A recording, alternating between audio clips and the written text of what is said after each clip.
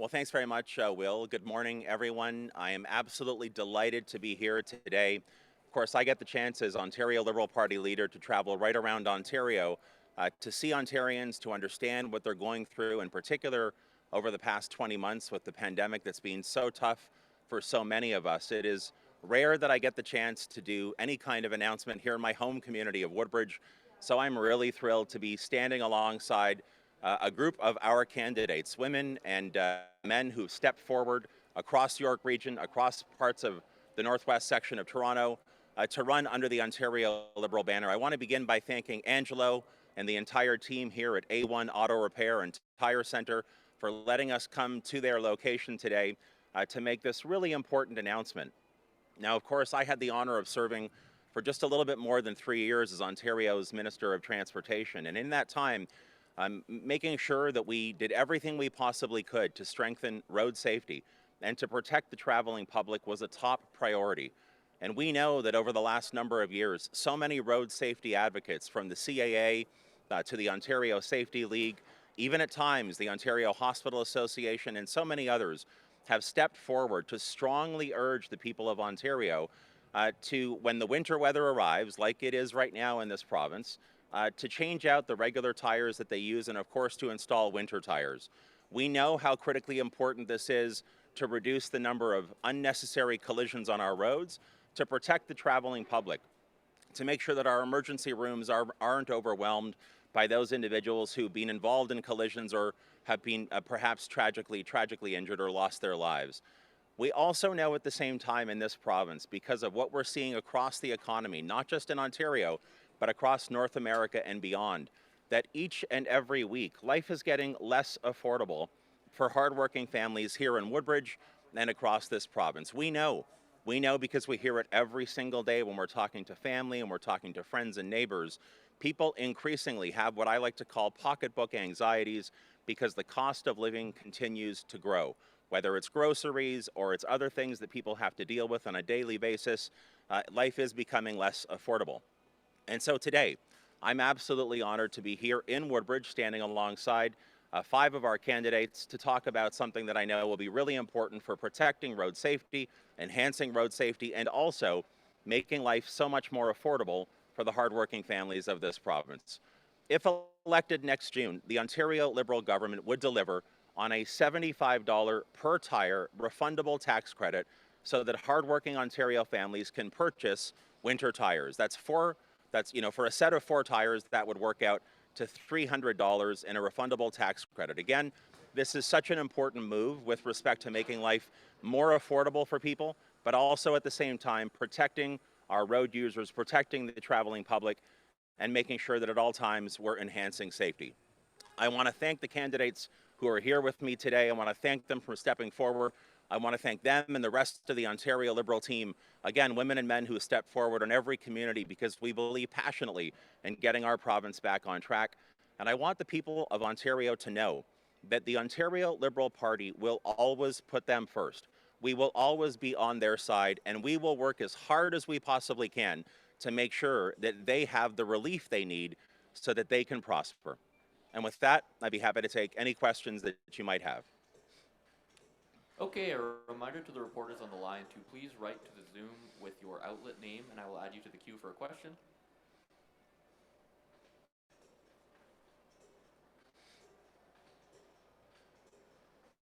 Okay, the first question is from Steve Paikin from TVO. Go ahead, Steve. Morning, Stephen. Can you hear me okay? I can certainly hear you okay. Very good. Thanks. Have you costed this initiative, and what would that be? Yeah, so our estimates, it's a refundable tax credit. So, of course, every estimate or cost estimate is based on how many people will actually take advantage of the tax credit. But given what we've seen in the past, we anticipate that this would cost about $80 million per year. And is that anything that you feel can be funded through general revenues, or will you have to raise taxes in order to pay for it, or what's the plan there? Yeah, well, look, as I've said with many of the other announcements, all of the other announcements I've made so far, we will be releasing a fully costed platform during the election, perhaps before the election, certainly before Election Day, so people will get the chance to, let me say here, kick the tires on our budgeting and our costing. So we'll have the plan in there. But we also know, and this is really important to remember, that when you have fewer collisions on our roads, you have less first responder or less needs for first responders to be out there. When you see costs drop in emergency rooms for people who've been injured on the roads, we know that there's a potential cost savings there. And I'll also point out that a number of years ago, in addition to the CAA and the Ontario Safety League and others, the Ontario Hospital Association also spoke up looking for incentives to encourage people to buy winter tires. So we know there's a potential cost savings in the system. Having said that, our platform will be fully costed before Election Day. Have you been waiting all morning to use that kick the tires line? Sorry, Steve? Have you been waiting all morning to use that kick the tires line? I've been waiting my whole life to use that line, Steve. So thank you for giving me that opportunity. All right, the next question is Jeff Gray from the Globe and Mail. Go ahead, Jeff. Oh, hi, thanks. Stephen, I just wanted to ask, why not just make winter tires mandatory like they are in Quebec, and then you save yourself 80 million bucks? Yeah, look, that's something that I used to get this question every single November when I was transportation minister, Jeff. I understand that suggestion, but look, I also know, as I said in my remarks this morning, hardworking families in this province are falling further and further behind. They have extreme pocketbook anxieties or concerns right now. They see that everything that they have to go out and buy that's so essential to their day-to-day lives is becoming more and more expensive. I don't think at this stage the best thing or the most effective thing would be for an Ontario government or an aspiring Ontario premier to say, we're going to make it mandatory, and by the way, you're on your own. What I want people to know is that I and our team, we will be on their side. We understand what kind of relief they need right now as they are dealing with really, really tough cost of living challenges. And so that's why we're making this announcement. Okay, I'll throw another one at you. You know, you've talked about the need to, say, not build the 413 because of climate change. Why are you subsidizing drivers who are a driving cause of climate change? Well, look, I don't look at it that way. There are somewhere in the neighborhood of about 13 million registered vehicles in the province of Ontario. There are millions and millions of Ontarians who use cars on a regular basis.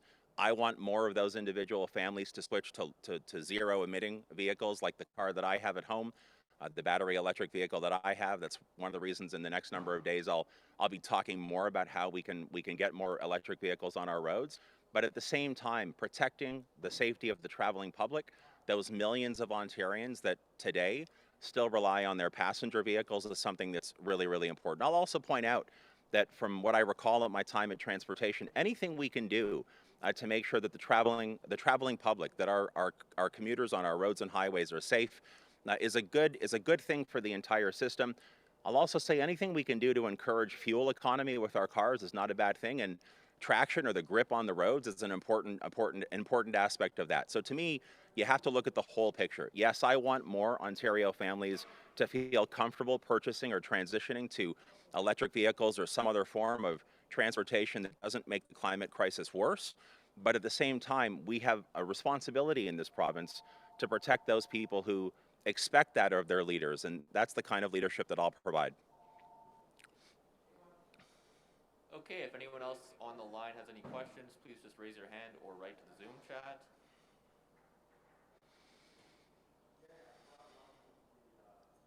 All right, it looks like there's no further questions. Thank you. Thanks, everyone.